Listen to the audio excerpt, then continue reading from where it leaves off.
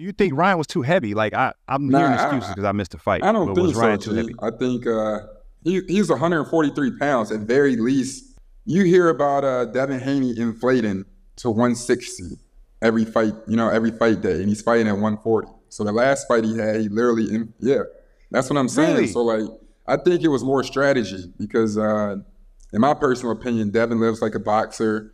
Ryan doesn't. You see, Ryan made 135 when he fought Gervonta last summer, so it wasn't like it was a big thing. I just think he learned his lesson. It's like I don't want to feel weak. Like I can win the fight. I just don't want to feel weak. And we never fought, but I guess, man, I'm hydracious and feeling weaker. And like, to a certain extent, a 2 or 3 pound difference is everything. And I think one thing that Devin Haney does is he inflates up to 20 pounds. And if you ain't at that level, you know what I mean? And I think Ryan knew that a heavier weight could really affect Devin because Devin's chin has been tested tremendously at 130 and 135. If Lomachenko was any bigger, he would have knocked Devin out the same way, you know what I mean? He would have dropped Devin numerous times. Just, Lomachenko was 135 fighting that man, and Devin was 160. So it was I don't think people realize that 25 pounds is a lot. I respect what people be doing, G. I never like when dudes drop down and be like, man, I walk around in heavyweight, but I'm fighting middleweight. You know what I mean? I'm not doing that to y'all damn near kill myself trying to drop. It's like a handicap. Yeah. So what's the next fight we need to see? Is it Shakur and Gervonta? I think Shakur. Here, hold on. I'll say this first.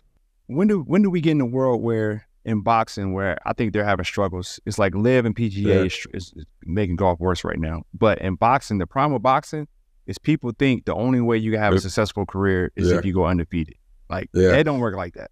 And I think it's better if it goes in reverse. Just fight the best and we'll have a better boxing. I think one thing that's occurring right now, and, hats off to Ryan Garcia because he jumped right back in with the one loss, was not being afraid to take the fight. You know what I'm saying? You see guys try to step up and do that, tremendously. But I think one thing that he's done with this win is go from, killing that narrative of, not being able to be a big draw without a perfect record. But then at the same time, throwing Devin Haney, still a champion, one of the best pound for pound boxers in the world, in that water to, freely swim and be like, I already got one loss, I can take another and, chase Tank or Shakur. But I think, his force on is going to be pretty crazy in the next couple of years. I'm happy for Ryan. He's going to go back and do that rematch.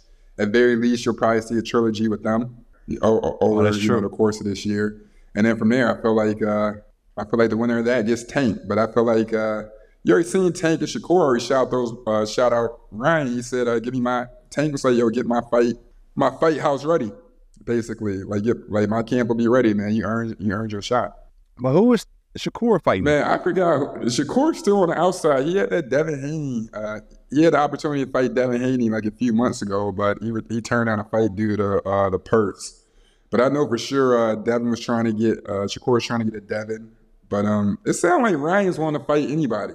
So I feel as though if whoever's holding on with Devin, they'll both go after Ryan and get that big payday. For sure. Okay.